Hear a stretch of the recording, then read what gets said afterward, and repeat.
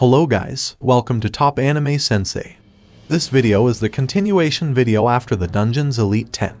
So if you have not watched it, then please watch it. The link is in the description. So without any further delay, let's start. But before we start, please like, subscribe and press the bell icon for more updates. It was the result of their exposure to Veldora's eminence of massive amounts of magicules. The Fire Dragon Lord, Ice Dragon Lord, Wind Dragon Lord, and the Earth Dragon Lord. These were the 4 Dragon Lords. I could barely believe my eyes, but there they were, and that wasn't even the end. The Guardian of the 90th floor, Nine Heads Kumara. The Guardian of the 80th floor, Insect Kaiser Zijin. The Boss of the 79th floor, Insect Queen Apido. The Guardian of the 70th floor, Immortal King Adalman. The Vanguard of the 70th floor, Death Paladin Albert. As a bonus, there were 2 Guardians on the 50th floor, Gozer and Mezer. Frankly, the 2 of them didn't make the cut for the Elite 10. As for the last, 10th member, it was Beretta, who was also the manager of said group. Nevertheless, I want this trouble, this honor to be passed on to someone else, murmured Beretta, glancing at Trainee-san. And Ifrit, I mean Cherries. Aura, I have the important task of taking care of Ramirez-sama, Trainee-san said, with a charming smile. Me too, Cherries added. I am the only devoted servant of Veldora-sama, so I am already busy taking care of him. It looked like Veldora was taking full advantage of Cherries, but at least Cherries seemed to be satisfied. He already had his hands full, unwilling to take on another job. My heart sighed, these 2 really did take after that butler. Seems like you're having a hard time, Beretta. You understand, Rimuru-sama. I nodded. While catching up with Beretta, I uncovered a number of things. First of all, who did the Elite 10 belong to? We ran the dungeon for our enjoyment and the profits. Without Ramirez, who built the labyrinth, or Veldora, whose magicules filled the labyrinth, it couldn't exist. So, now that raised the question, who the Elite 10 should serve. Following the chain of command, that would be Ramirez. Oh yeah, I met with all of them, and asked what they want to do. Ramirez explained. Beretta would be with Ramirez, so no change there. Every Dragon Lord turned into Ramirez's subordinate. Apparently, she even made a contract to seal the deal. Dragon Lords had egos, so it was created with their consent. Moving on to the rest of the team, Kumara had become friends with the kids, and was living happily here, so she was overly grateful. I caught wind of her saying that she would become my pet, disregarding the fact that I already had Ranga as one. Zijin and Apido admired me greatly too, so they declared themselves my subordinates. Needless to say, for Adalman, he definitely had a couple screws loose. It went so far that he even worshipped me as a god. Albert was under the influence of Adalman, meaning his loyalty fell back on me by proxy. Just like that, the 5 became my subordinates. Gozer and Mezer kinda worked in the labyrinth, so they may as well be Ramirez's subordinates, but I heard that they declined to join Ramirez and requested to serve me. Whatever, it's possible that they dismissed Ramirez based on her appearance, given their nature as a power-obsessed race. Wrong. Those children got their names from you, didn't they, Rimuru? They were happier with that than getting a paycheck. They told me they couldn't compromise it. Oh, that'd explain it. It was nice to hear that. I should treat Gozer and Mezer better next time I meet them. Just like that, I learned about an unexpected phenomenon in the dungeon while I was inspecting the 3 intruders' actions. It was this occurrence that shocked me, but the fact that the Guardians were stronger now was good.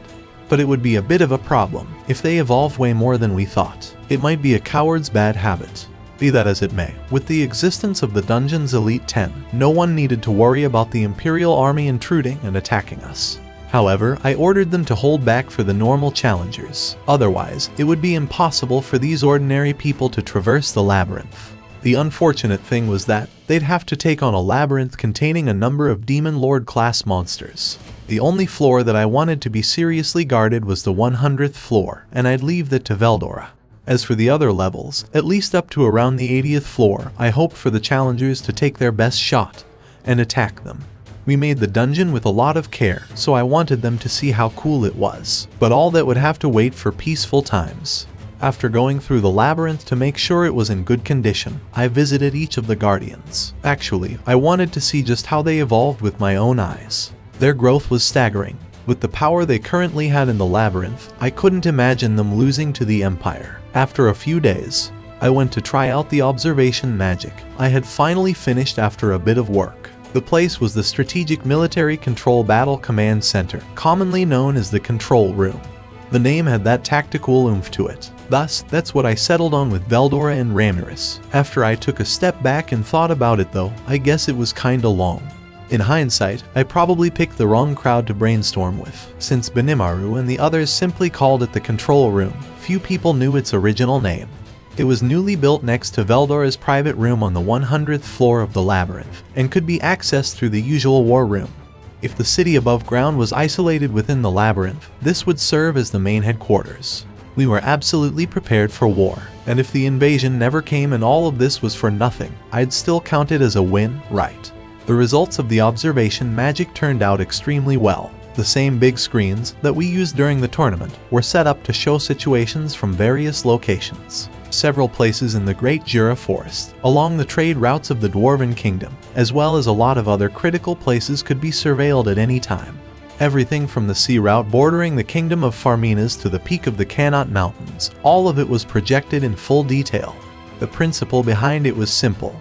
Lens-shaped water droplets that I had devised for the physical magic Megiddo were controlled by spirits. The huge lenses that I deployed near the stratosphere reflected a magnified view of the target destination, and by reflecting it, they transmitted a detail-rich video of the place. Taking a page out of Moss's book, I had sent out a herd of tiny slimes, each a clone, and used them as a medium to activate the magic on site.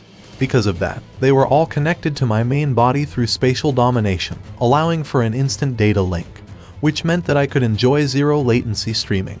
My clones were too tiny to act autonomously, which had the added benefit of requiring no magicules, so long as I didn't consciously act on them. On the flip side, moving them to the places I wanted to see was quite the challenge, but Soy and Moss handled that for me quite well. It was a very handy, low-cost solution.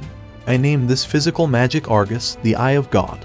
The feed to the monitor was highly accurate after being processed by Wisdom King Raphael.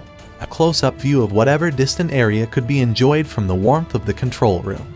The completion of this magic system was a delight to everyone, especially Diablo, who was over the moon, but let's ignore that.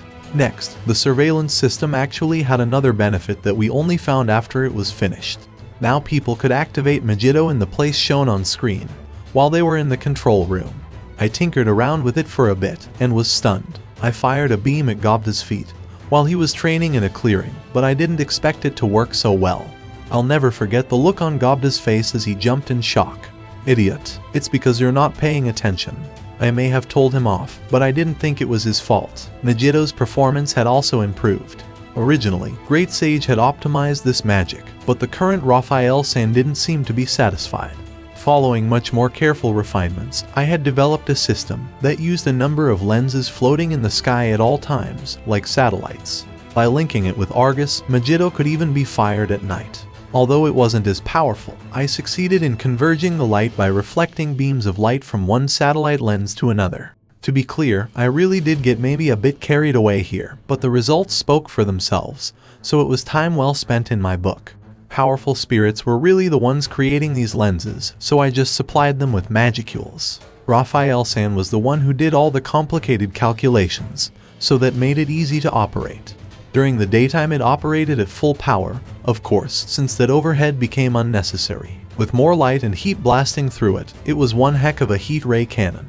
If I were to face off against a human army, I bet I could reduce them to ashes without lifting a finger. After my little upgrades to the magic, it really seemed that strong.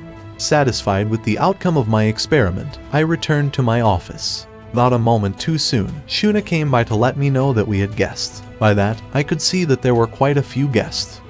Let's just say that most of my time was spent meeting guests. I spent the rest just developing magic, thinking of cool new products, and ordering the right people to the right places. I was also running the labyrinth and consulting with Meyer Miles Kun, among other things. Having fun was also part of my work.